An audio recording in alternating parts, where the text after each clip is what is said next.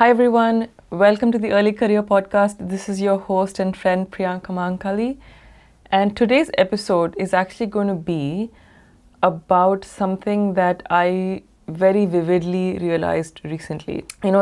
It's something that I always had in me, but I didn't realize I had it in me, and I didn't realize how much of a skill it was. And it's about how to resist solving problems. I know this sounds very intriguing, so let's get into it. When I started AWS back in 2017, so it's almost 9 years now, and during that time, I remember not being this person, but I think AWS is one of those companies, amazing companies to start your career at, where you kind of are grounded, your personality becomes grounded in the leadership principles that we have at Amazon. If you don't know what they are, it's public information. You can just type leadership principles and on the browser, and you should get Amazon leadership principles.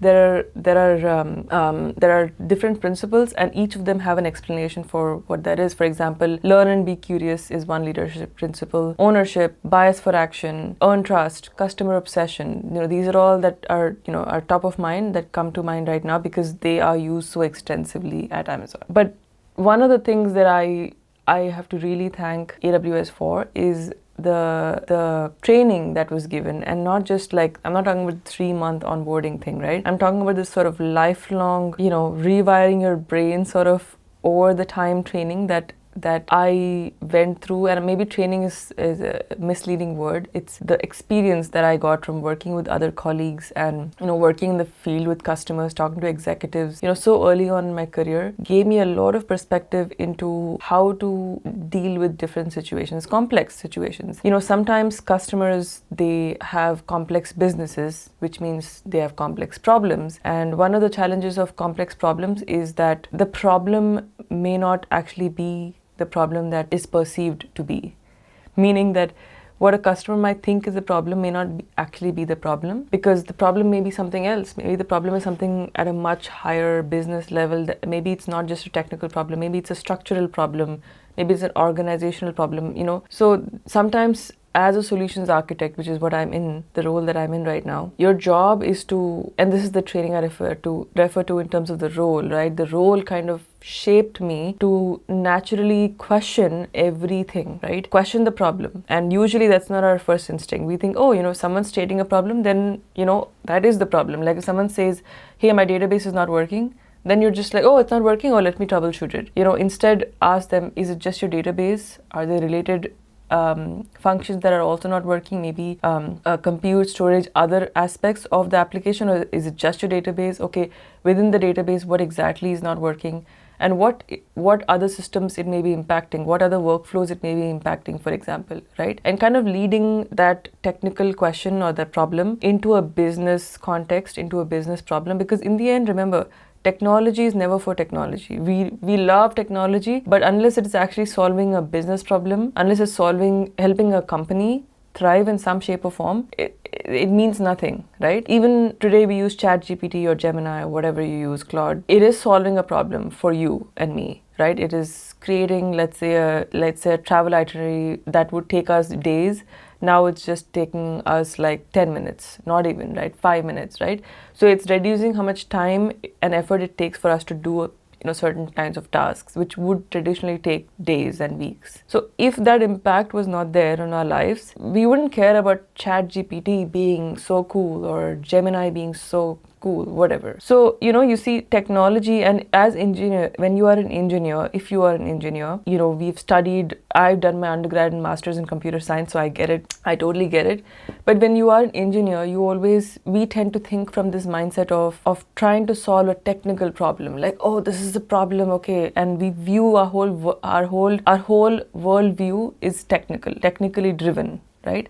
And we think all problems are limited to it being a technical problem. And yes, the problem may be technical, but understanding what that actually impacts, and understanding if there's a greater problem than just this. Maybe there's a more bigger problem, and maybe let's say that you solve for that database, issue that happened, and the customer comes back to you and says, hey, the problem hasn't gone away. So then clearly the problem is bigger than just that database, whatever problem was, right? And so you hopefully you get my point about challenging the problem. And so the role of a solutions architect fundamentally teaches you that, because it's just part of the DNA of the job itself. We're taught to challenge the customer, and in doing so help build trust with the customer, because we're not just solving an immediate short-term problem, we're also thinking for the customer, for the long-term benefit of the customer and their business, right? We're taking ownership of the thought process of their problem beyond what even they might be taking ownership of, right? So those are things that, from an Amazonian perspective, that you can embody. It doesn't matter what company you're in, you can still differentiate yourself if you know these things. And so let's say that you are now in an interview. Let's go to an interview context. And the interviewer says, okay, so let's say that I need this application is not receiving the kind of traction that it needs, or the traffic has reduced on this particular application, right? And so maybe we need to change the logo of the application so that we can increase traffic. How will you solve it? And so your first instinct, if you didn't watch this episode, your first instinct might be that you might say, oh, maybe I'll create a logo that looks cool, that has these sort of colors, this kind of feel, and maybe you'll talk about what the logo should be, etc., etc. But in reality, does changing the logo actually change the traffic? Do you know that? Does anyone know that? Or is this an assumption we're making, that if we change the logo, then traffic will automatically increase? Maybe not, right? And so it's very important to, instead of jumping to the solution immediately, try to go back to the problem and think, oh, wait, why do we think that changing the logo is going to increase traffic? Has that been proven before? Maybe there's data around it. The data analytics team might have it, maybe. So asking those questions about why they think that the logo will change this traffic. And let's say that now they've been convinced to reevaluate, right, changing this logo. So then you need to dive deeper and ask more further questions, saying, oh, okay, so maybe we can, when you're talking about traffic that is reduced, is this traffic exist from an existing customer base, or is it from a new customer base? Generally, like net new traffic is not increasing. What kind of traffic is not increasing, right? Then you want to ask questions like, what is the demographic? Is it a certain sort of age group? Maybe we're not able to cater to a certain kind of age group. Maybe we're not able to cater to certain kind of geolocation. So different aspects, cultural aspects, the economics of things, politics, so many different aspects can exist that might be influencing the traffic. And so this is a skill that very few people have, because they may not be trained to do that early on in their career. And that's why I'm sharing this with you at hopefully at a stage in your career where this may be helpful for you, and this may help you distinguish yourself from, everybody else. And so resisting getting to a solution is the key. Because, our brain's thinking, oh, I know the answer. Oh, let me answer. It's like, how we're in school and we're encouraged to know the answer. The teacher asks you a question and then you're like, oh, yes, me, I know the answer, right? You have to completely rewire your brain when you're in the corporate setting.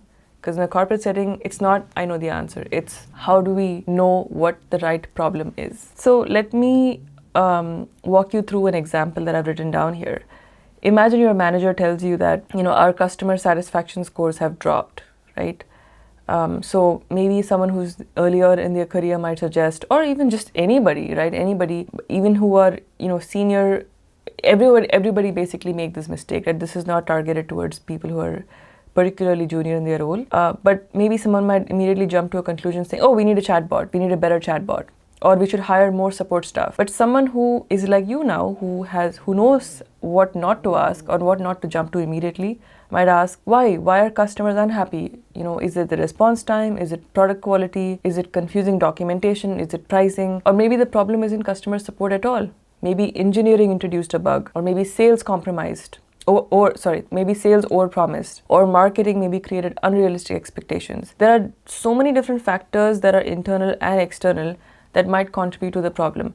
And so the best problem solvers become detectives before they ever become solution architects, right? Or before they become engineers to go in and just solve the problem. And so I'll leave you with that, and I'll encourage you. Your homework today is that it's called 5 whys, WHY, 5 whys, right? What that means, very simple. When you are confronted with a problem, let's say that the website keeps crashing. That is the problem. Now you ask why. So that's the first why. Now the answer is because the server is overloaded. Okay, why? That's the second why. Because traffic increased unexpectedly. Okay. Third why, because a marketing campaign went viral. Fourth why, engineering wasn't informed about this campaign. Fifth why, marketing and engineering don't have a shared planning process to keep each other updated. You see what happened? The problem wasn't even the server. It was about marketing. It was about a campaign that got a lot of traction. And so the problem really wasn't technical. It was not the server that was overloaded. It was the communication between marketing and engineering that caused this server to finally be overloaded because of this campaign that was not communicated, right? And so if we simply bought more servers, let's say because the server got overloaded and you actually jumped directly into the solution mode, right? Then you would just buy more servers and or launch more servers, right? If you're in the cloud environment, then this issue might happen again because that communication piece between marketing and engineering wasn't actually solved because we didn't think to ask those questions as to why. So that's the 5 whys, and that's your homework. Question the question. All right, with that, hopefully this was helpful for you all. Thank you so much for your time. Thank you for watching. Stay brave, stay happy. Most importantly, stay healthy, because without health, you have nothing. So with that, have a wonderful rest of your week and see you again in another episode.